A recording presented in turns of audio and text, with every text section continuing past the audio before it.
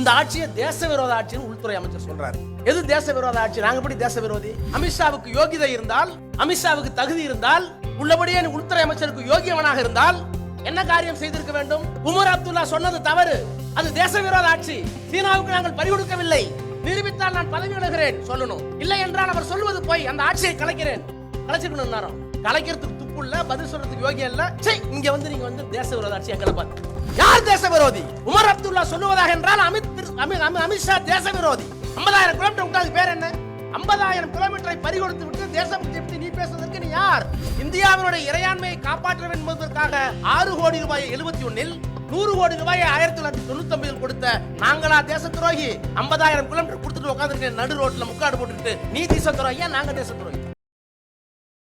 தங்கம், வைரம், வெள்ளி தள்ளுபடி திருவிழா. தங்க நகைகள் சேதாரம் 1% குறைவு. வைர நகைகள் கேரட்டுக்கு 5000 குறைவு. உங்க லலிதால விலையை கம்பேர் பண்ணுங்க, எங்க கம்மியோ அங்க வாங்குங்க.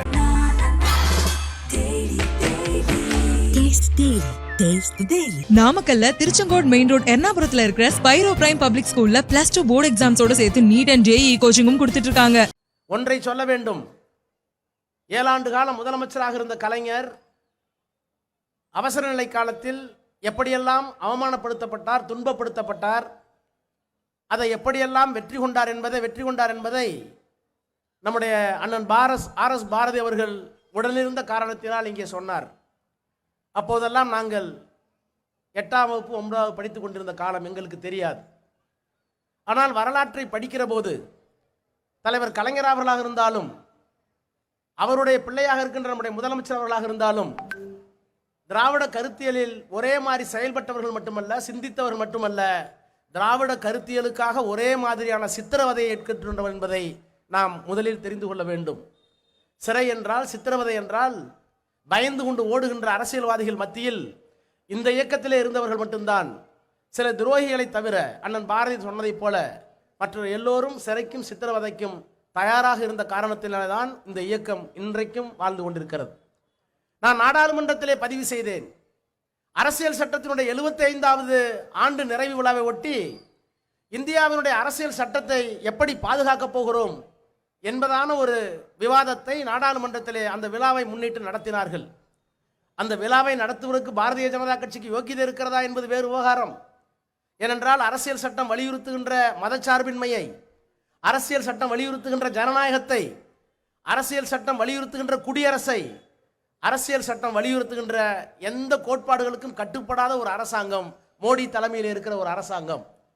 ஆனால் என்ன காரணத்தினாலோ மக்கள் தங்களை ஏற்றுக்கொள்ள மாட்டார்கள் என்ற பயத்தில் அதற்கு ஒரு விழாவை கொண்டு வந்தார்கள். அந்த விழாவிலே கொண்டு வந்த நேரத்தில் அரசியல் சட்டத்தை பாதுகாப்பதற்கு திராவிட முன்னேற்ற கழகம் என்னென்ன வகையிலே போராடி என்பதையெல்லாம் நான் உரையாற்றுகிற போது ஒவ்வொன்றாக அடுக்கினேன். ராகுல் காந்தி அப்போது இருந்தார், அன்பிற்குரிய சகோதரி பிரியங்கா காந்தி இருந்தார்.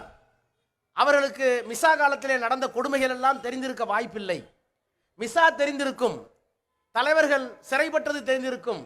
ஆனால் தமிழ்நாட்டிலை போல் அவர்கள் சித்திரவதைப்பட்டதை, அவமானப்பட்டதை அவர்கள் அறிந்திருக்க வாய்ப்பில்லை. நான் பேசிக்கொண்டே இருக்கிற போது பாரதிய ஜனதா கட்சியினுடைய உறுப்பினர்களின் இடத்தை கேள்வி கேட்டார்கள். அரசியல் சட்டத்தை பற்றி சட்டம் படித்த ராஜா பேசுகிறார், ஜனநாயகத்தை பற்றி பேசுகிறார், நாட்டினுடைய இறையாண்மை பற்றி பேசுகிறார்.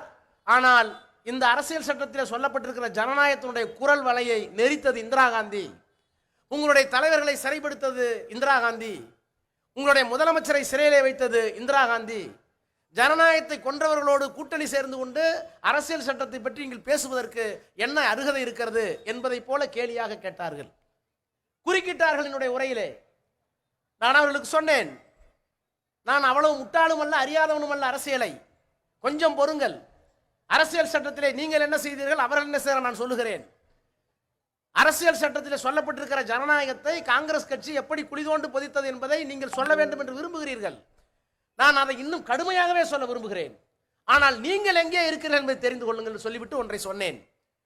ஆப்பிரிக்காவிலே ஒரு கவிதை உண்டு. ஆப்பிரிக்காவிலே கருப்பர்கள் வெள்ளையர்களை எதிர்த்து போராடினார்கள்.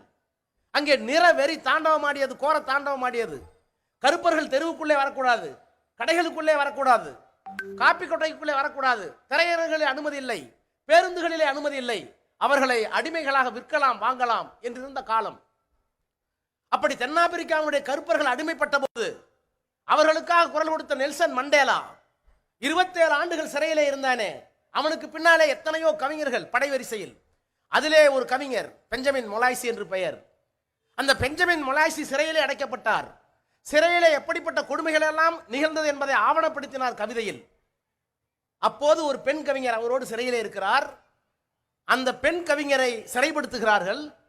அந்த பெண் பேசினால், அந்த பெண் எழுதினால் விடுதலை வேட்கை கொழுந்து விட்டு எரியும். மக்களை கட்டுப்படுத்த முடியாது. இனிமேலும் இந்த பெண் வெளியே இருக்கக்கூடாது.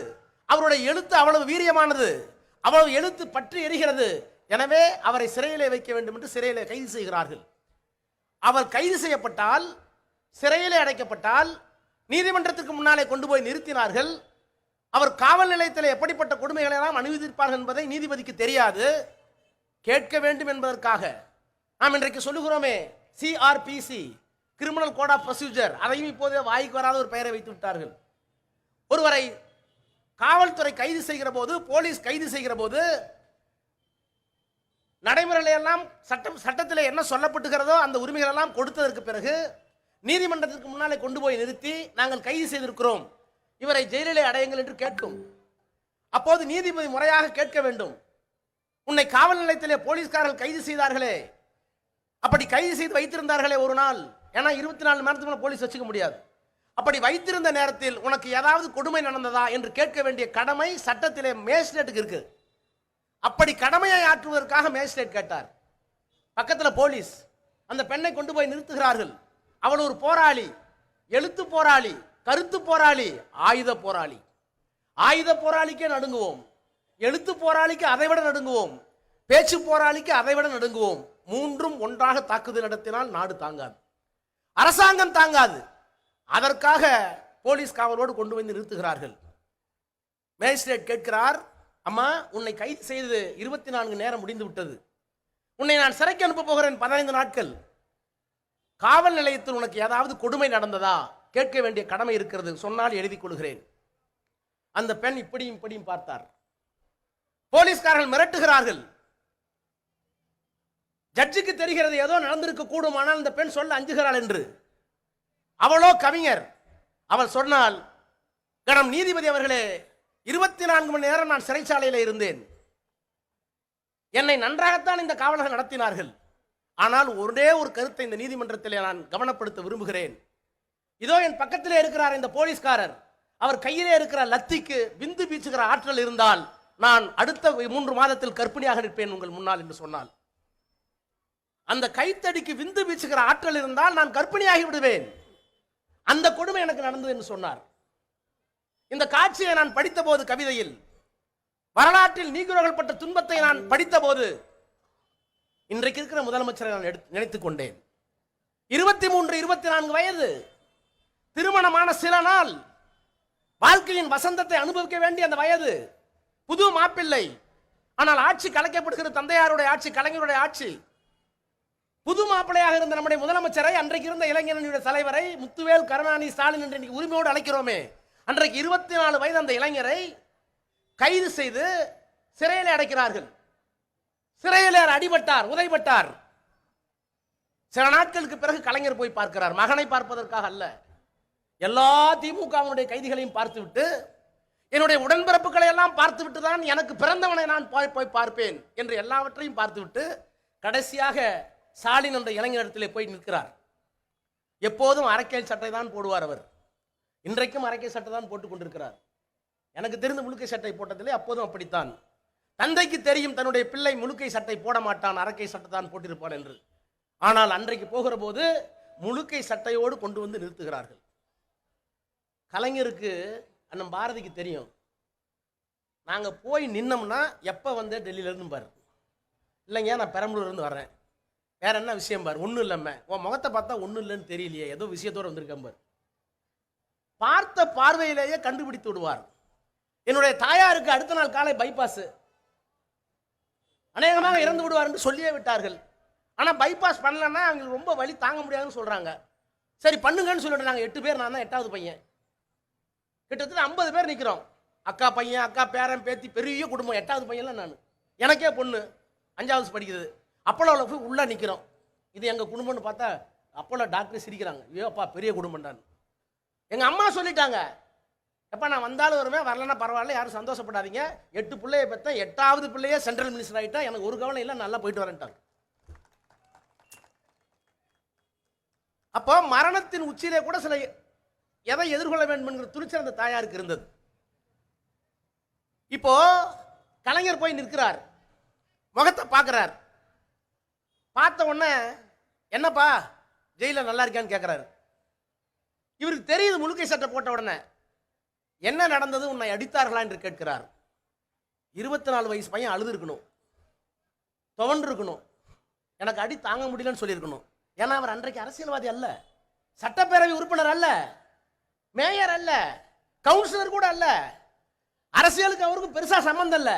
இளைஞர் அணியிலே துவக்கி வைத்து அண்ணாவை பேச வேண்டும் என்று அழைத்த ஒரு இளைஞன், கொள்கை தெரியும், அப்பா கொள்கை, அவ்வளவுதான், எந்த பொறுப்புலையும் இல்ல, இந்த அரசாங்கத்தில் எந்த தப்பையும் பண்ணல. அப்படி இருந்த ஒரு 24 வயது இளைஞனை பார்த்து உனக்கு அடி விழுந்ததான்னு கேட்கல, உடம்பு நல்லா இருக்கான்னு கேட்கிறாரு, ஏதாவது பிரச்சனையான்னு கேட்கிறாரு. ஆனா புரிஞ்சுக்கிட்டாரு, அப்பா கலைஞர் புரிஞ்சுக்கிட்டாரு. ஆனால் அந்த 24 வயதன் அன்றைக்கு 24 வயது இளைஞன் அன்றைக்கு சொன்னார், எனக்கு ஏற்பட்ட காயத்தை பற்றி கவலைப்படாதீர்கள், ஜனநாயகத்திற்கு ஏற்பட்ட காயத்தை, அரசியல் சட்டத்திற்கு ஏற்பட்ட ஆபத்தை போய் சரி செய்யுங்கள், என்னை நான் பார்த்துக் கொள்கிறேன் என்று சொல்ல மதிநுட்பம் உள்ள, வினை நுட்பம் உள்ள, மன வலிமை இருந்த ஒரு இளைஞன் தான் இன்றைக்கு தமிழ்நாட்டுடைய முதலமைச்சர். அந்த இளைஞன் தான் இன்றைக்கு முதலமைச்சர், ஒரு சாதாரண ஆள் அல்ல. அப்படி தொடங்கிய அரசியல் வாழ்க்கையில் கட்சியை பார்த்தீங்கன்னா நீங்க மாவட்ட பிரதிநிதி, அதற்கு பிறகு பொதுக்குழு உறுப்பினர், செயற்குழு உறுப்பினர், அதற்கு பிறகு இளைஞரணி செயலாளர், அதற்கு பிறகு பொருளாளர், அதற்கு பிறகு செயல் தலைவர், படிப்படியாக வளர்ந்து ஆட்சி பொறுப்பில் என்ன சட்டமன்ற உறுப்பினர், மேயர், உள்ளாட்சித்துறை அமைச்சர், பிறகு துணை முதலமைச்சர், அப்புறம் முதலமைச்சர். சும்மா எடப்பாடி மாதிரி மண்டியிலிருந்து நேரம் வந்துடல, முறையாக வந்தவர் அரசியலில். அதனாலதான் அவருக்கு பிறந்த நாள். நான் இன்றைக்கு கேட்கிறேன், இந்தியாவில் இந்த அனுபவத்தோடு ஜனநாயகத்தை காப்பாற்றுவதற்கு சிறைக்கு போய் அடிபட்டு 24 வயதில் தழும்புகளை தாங்கி படிப்படியாக வளர்ந்து பரிணாம வளர்ச்சி பெற்று முதலமைச்சராக, ஒரு கட்சியினுடைய தலைவராக, அரசியல் சட்டத்தை காப்பாற்றக்கூடிய இந்தியாவில் வலிமை மிக்க ஒரு மிகப்பெரிய அரசியல் தலைவனாக இருக்கக்கூடிய ஒரு ஆள் யார் என காட்டு, நான் அவனுக்கு பிறந்த நாள் கொண்டாடுறேன். யாராச்சும் உண்டா? யாராச்சும் உண்டா? இந்த ஆட்சியை தேச விரோத ஆட்சின்னு உள்துறை அமைச்சர் சொல்றார். எது தேச விரோத ஆட்சி? நாங்க எப்படி தேச விரோதி? நான் அமித்ஷாவை கேட்கிறேன், நான் மோடியை கேட்கிறேன். காஷ்மீர் சட்டமன்றத்தில் உமர் அப்துல்லா பேசுகிறார். காஷ்மீர் சட்டமன்றத்தில் அந்த நாட்டினுடைய முதலமைச்சர் பேசுகிறார். பொறுப்புள்ள முதலமைச்சர், அரசியல் சட்டத்திலே பதவி பிரமாணம் எடுத்துக்கொண்ட ஒரு முதலமைச்சர் பேசுகிறார். என்ன பேசுகிறார் தெரியுமா? இன்னைக்கு பார்த்திருப்பீங்க டிவியில காலையில. ஏறத்தாழ 50,000 கிலோமீட்டர் காஷ்மீர் இந்தியாவிலே இல்லை. அந்த 50,000 கிலோமீட்டரை சீனா ஆக்கிரமித்திருக்கிறது. மத்திய அரசாங்கத்துக்கு தெரியும், பிரதமருக்கு தெரியும், உள்துறை அமைச்சருக்கு தெரியும். தேசத்தை பறிகொடுத்து விட்டு மறைக்க பார்க்கிறீர்கள். குற்றச்சாட்டு சொன்னது யார்? முதலமைச்சர். எங்கே சொன்னார்? வேளச்சேரியிலா, பொதுக்கூட்டத்திலா, ஒரு மாநிலத்தில் சட்டமன்றத்திலே சொன்னார். நான் சொல்லுகிறேன், அமித்ஷாவுக்கு யோகிதை இருந்தால், அமித்ஷாவுக்கு தகுதி இருந்தால், உள்ளபடியே உள்துறை அமைச்சருக்கு யோகியவனாக இருந்தால் என்ன காரியம் செய்திருக்க வேண்டும்? உமர் அப்துல்லா சொன்னது தவறு, அது தேச விரோத ஆட்சி, சீனாவுக்கு நாங்கள் பறிகொடுக்கவில்லை, நிரூபித்தால் நான் பதவி விலகிறேன் சொல்லணும். இல்லை என்றால் அவர் சொல்வது போய், அந்த ஆட்சியை கலைக்கிறேன். கலைச்சிக்கணும் நேரம். கலைக்கிறதுக்கு துப்பு இல்ல, பதில் சொல்றதுக்கு யோகியம் இல்ல. இங்க வந்து நீங்க வந்து தேச விரோத ஆட்சி எங்களை பார்த்து யார் தேச விரோதி? உமர் அப்துல்லா சொல்லுவதாக என்றால் அமித்ஷா தேச விரோதி. 50,000 கிலோமீட்டர் விட்டாது பேர் என்ன? 50,000 கிலோமீட்டரை பறிகொடுத்து விட்டு தேசபக்தியை பற்றி நீ பேசுவதற்கு நீ யார்? எங்களுக்கு தேசபக்தி இல்லையா? எங்களுக்கு தேசபக்தி இல்லையான்னு கேட்டேன். 1971 பாகிஸ்தான் படையெடுத்து வந்த போது எந்த முதலமைச்சரும் தரவில்லை. 6 கோடி ரூபாயை அள்ளி தந்த மகத்தான தலைவர் கலைஞர். எங்களுக்கு என்ன தேசபக்தி தெரியாது? பாகிஸ்தான் சண்டைக்கு எங்களுக்கு என்ன சம்பந்தம்? நாங்க திராவிட நாடு கேட்டோம், தனித்தமிழ் நாடு கேட்டோம், அப்புறம் மாநில சுயாட்சிக்கு வந்தோம். நாங்க ஆட்சிக்கு வந்த பிற்பாடு கூட பெரியார் எங்களை மன்னிக்கலையே. நாங்க 67 ஆட்சிக்கு வந்த பிறகு கூட 73 சாவர வரைக்கும் எங்களை பெரியார் மன்னிக்கல. நல்ல முதலமைச்சர் கலைஞர், திமுக நல்ல ஆட்சி, ஆனால் சமரசம் செய்து கொண்டார்கள். நான் சாகர வரை தனித்தமிழ் தான் கேட்கிறேன். பார்ப்பன பனிய ஆதிக்கத்திலிருந்து வெளியே வந்து சாதி இல்லாத ஒரு சமுதாயத்தை படைக்க வேண்டும் என்றால் இந்தியாவில் முடியாது, நான் தனித்தமிழ்நாடு கேட்கிறேன் கேட்டுக்கிட்டே இருந்தவர் பெரியார். அவரை கூட தேச விரோதம் உங்களால் சொல்ல முடியாது. ஏன்னா அவர் சொன்னதுக்கு பின்னால காரணம் இருக்கு. மாநில சுயாட்சி கேட்டோம், ராஜமன்னார் குழுவை அமைத்தோம். இவ்வளவுக்கும் பிறகு கார்கில் போர் வந்துச்சு. கார்கில் போருக்கு எங்களுக்கு என்ன சம்பந்தம்? கார்கில பிறந்தவன் தமிழனா? கார்கில்ல படிச்சவன் திருக்குறள் படிச்சானா? நாங்கள் நேசிக்கிற தமிழுக்கு அவனுக்கு என்ன சம்பந்தம்? சங்கத்தமிழ் பாடல் அவன் படிச்சானா? ஈழத்தில் இருக்கிற தமிழன் எங்களுக்கு தெரியும். என் தமிழன் ஈழத்துக்காக நான் குரல் கொடுக்கிறேன், ஈழத்துக்காக நான் பேசுகிறேன், ஈழத்திற்காக எதையும் செய்வேன் என்றால் ரத்த உறவு, தொப்புள் உறவு. ஆனால் காஷ்மீரில் இருக்கிற ஆள் யார்? மதத்தால் இஸ்லாமியன், நாட்டால் காஷ்மீரி. அவன் பேசுகிற மொழிக்கும் எனக்கு சம்பந்தம் இல்ல. இன்னும் சொல்ல போனா கன்னடமும் கணிதெலுங்கும் கவின் மலையாளமும் தாயே தமிழே உன் உதிரத்தே உதித்திருந்தே என்று சொன்னார்களே. தெலுங்கு என் மொழி, பங்காளி மொழி, மலையாளனுடைய மொழி. அந்த மொழி கூட இல்லடா, பங்காளி கூட அவன் எதிர்மொழியா வேற இடத்துல இருக்கிறான். ஆனால் அங்கே இறந்து போனவன் எந்த மொழி பேசுகிறான் என்பதல்ல, எந்த மதத்துக்காரன் என்பதல்ல, இறந்து போகிறவன் மனிதன், பாதிக்கப்படுகிறவன் மனிதன். மானுடத்தை காப்பாற்றுவதுதான் திராவிடம் என்று கலைஞர் 100 கோடி ரூபாய் அள்ளி கொடுத்தார் வாஜ்பாயிட்ட போய். வேற எந்த முதலமைச்சர் கொடுத்தான்? 100 கோடி ரூபாயை கொடுத்தார். 71 6 கோடி, 99 100 கோடி. இந்த தேசம் நன்றாக இருக்க வேண்டும்.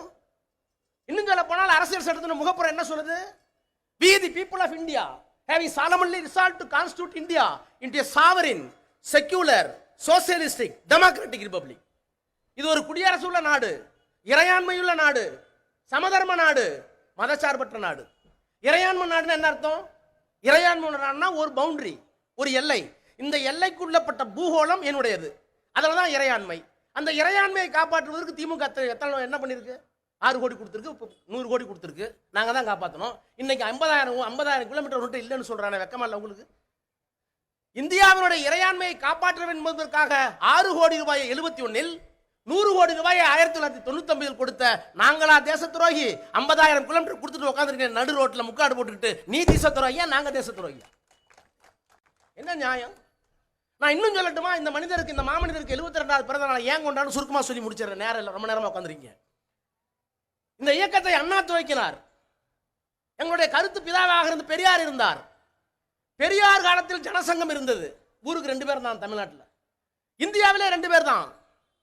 பெரியார் காலத்தில் இன்றைக்கு பிஜேபிக்கு முன்னோடி ஜனசங்கம். எங்களுக்கு ஆபத்து இல்லை, பெரியாருக்கு ஆபத்து இல்லை. அண்ணா காலத்தில் 2 எம்பி டெல்லியில் ஜனசங்கம் பிஜேபி. அப்ப எங்களுக்கு ஆபத்து இல்லை, எங்க மொழிக்கு ஆபத்து இல்லை, எங்க இனத்துக்கு ஆபத்து இல்லை, எங்க நாகரிகத்துக்கு ஆபத்து இல்லை, எங்க பண்பாட்டுக்கு ஆபத்து இல்லை, எங்களுடைய வாழ்வியல் உரிமைக்கு ஆபத்து இல்லை. அப்ப பெரியார் இருந்த போது ஆபத்து இல்லை, எதிரிகள் இல்லை. அண்ணா இருந்த பேர் 2 பேர் இருந்தான். கலைஞர் இருந்த பேர் கொஞ்சம் பேர் இருந்தான், 50-60 பேர் இருந்தான். ஆனா கலைஞர் சாதுரியத்தால் என்ன பண்ணார் தெரியுமா? அவங்களுடைய கூட்டணி வச்சார். கூட்டணி வச்சப்ப எங்க ஆசிரியர் என்ன சொன்னார்? என் குருநாதர் நான் தீகாரம் தந்தேன். வீரமணி என்ன சொன்னார் ஆசிரியர்? ஐயோ போச்சு, கொள்கையை விட்டு விட்டது திமுக. கடுமையா எழுதிட்டு இருந்தாங்க. அது நீங்க பாத்தீங்கன்னா நான் மலர்லயே எழுதியிருக்க மாசு. ஆசிரியர் விடுதலையில் கஷ்டாமுசான்னு எழுதுவா திமுகவையும் கலைஞரையும். நாங்கள் என்ன பண்ணுவோம்? சாயங்காலமே விடுதலையை மறைச்சி வச்சுட்டோம் 2 நாள். நானும் சண்முகநாதன் சேர்ந்து ரொம்ப மோசமாக இருக்கு. உடனே சண்முகநாதன் சொன்னார், உன் குருநாதன் இப்படி தான் பண்ணுவேன்னாரு. விடுங்க, தலைவர் மனசு கஷ்டப்படாது, நிறுத்தி வச்சுக்கிட்டோம். எழுதியிருக்கேன். இப்போ விடுதலையை மறைச்சிட்டோம். கண்ணாபண்ணா எழுதிட்டு இருக்காங்க திமுக பற்றி. ஏன்? வாஜ்பாய் கூட்டணி போட்டாரு, கொள்கையை விட்டார் கலைஞர்னு. கொள்கையெல்லாம் ஒன்றும் விடல. அவருக்கு அவர் பெரியாராவே இருந்தார், நாங்கள் அண்ணாவே இருந்தோம், அவ்வளோதான். அண்ணா ராஜாஜோட்டு கூட்டணி செஞ்சப்போ இதே பெரியார் தான் சொன்னார். எல்லாம் திட்டினார்ல, போச்சு போச்சு போச்சு எல்லாம் போச்சு, அண்ணாதார போய் சேர்ந்துட்டார் ராஜாஜோட, எல்லாம் போச்சுனாரு. உலகத்தில் எதற்கும் பணியாத, எதற்கும் செய்வதற்கு துணிந்த பெரியாரை குனிய வைத்து, பணிய வைத்து, அள வைத்த ஒரே பெருமை அண்ணாவுக்கு தான் உண்டு. நாணப்படுத்தினார். எல்லாம் ஜெயிச்சு முடிச்ச ஒருபாடு காரை விட்டார் பெரியார். எங்க திருச்சிக்கு போய் பெரியார்கிட்ட போய் இந்த ஆட்சி உங்களுக்கு காணிக்கிட்டார். கலைஞர் கூட்டணி வைத்தார். என்ன சொல்லி கூட்டணி வைத்தார்? பிஜேபியுடைய மூலாதார கொள்கை என்ன? 3 தானே, 3 கொள்கை தானே. மசூதி இருந்த இடத்துல அயோத்தியில ராமர் கோயில் கட்டுவோம், அதான் கொள்கை. 2வது கொள்கை என்ன? சமச்சீர் சட்டம் கொண்டு வருவோம். 3வது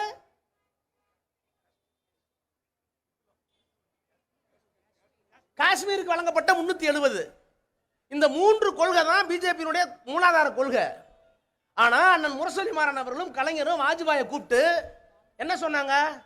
வாஜ்பாய் இங்க வா, உன் கட்சி திருட்டு கட்சின்னு எனக்கு தெரியும், திருடுற பழக்கம் உங்களுக்கு இருக்கு, ஆனா ஒரு அக்ரிமெண்ட், என்னோட இருக்கிற வரைக்கும் திருடக்கூடாது, என்னோட இருக்கிற வரைக்கும் திருடக்கூடாது. அதுக்கு பேர் குறைந்தபட்ச செயல் திட்டம்.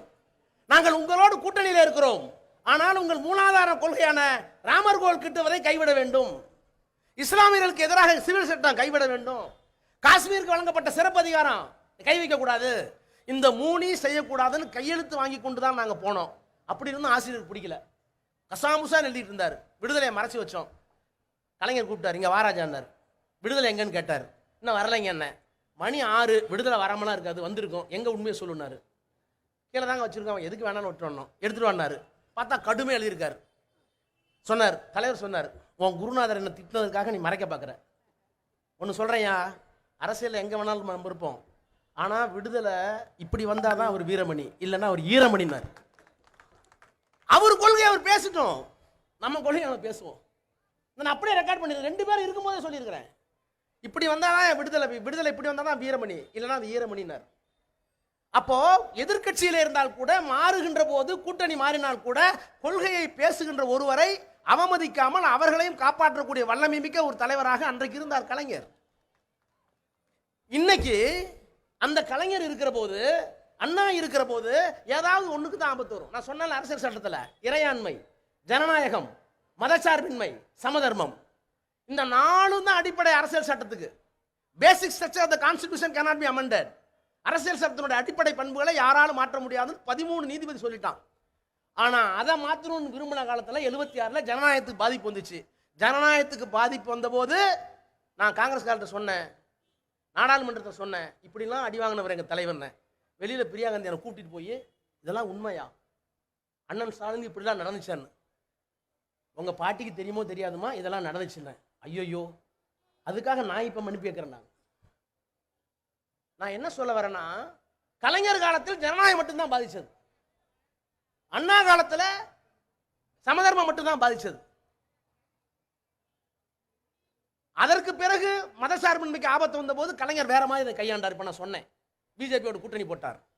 ஆனால் எழுதி வைத்துக் கொள்ளுங்கள், மீண்டும் சொல்லுகிறேன், பெரியாருக்கு தெரியாத பேராபத்து, அண்ணா சந்திக்காத மிகப்பெரிய ஆபத்து, கலைஞர் எதிர்கொள்ளாத மிகப்பெரிய ஆபத்து, கலைஞரும் பெரியாரும் அண்ணாவும் இல்லாத காலத்தில் இந்த மாண்புமிகு முத்துவேல் கருணாநிதி ஸ்டாலின் என்பதற்கு முன்னால் இமாலயமாக விசூரமாக விலையெடுத்து நின்ற போது அவர்கள் துணையோடு வென்று நின்று, இது திராவிட மாடல் ஆட்சி, என்னை ஒன்றும் செய்ய முடியாது, நீ 10,000 ரூபாய் கோடி கொடுத்தால் கூட என்னுடைய கொள்கையை விட்டு தரமாட்டேன் என்று சொல்லுகின்ற ஒரு மகத்தான தலைவரை நாம் இன்றைக்கு பெற்றிருக்கிற காரணத்தில் தான் நமக்கு 72வது வயதில் நாம் பாராட்டுகிறோம். தனி மனிதனுக்காக அல்ல, பெரியாருடைய கொள்கையை, அண்ணாவினுடைய கொள்கையை, கலைஞருடைய கொள்கையை காப்பாற்ற வேண்டும், திராவிடம் வாழ வேண்டும் என்று சொன்னால் இந்த மனிதன் இன்னும் 100 ஆண்டுகள் வாழ வேண்டும் என்று வாழ்த்துவோம். அவர் வாழ்க, தலைவர் வாழ்க. நன்றி, வணக்கம். தங்கம், வைரம், வெள்ளி தள்ளுபடி திருவிழா. தங்க நகைகள் சேதாரம் 1% குறைவு, வைர நகைகள் கேரட்டுக்கு 5000 குறைவு. உங்க லலிதால விலையை கம்பேர் பண்ணுங்க, எங்க கம்மியோ அங்க வாங்குங்க.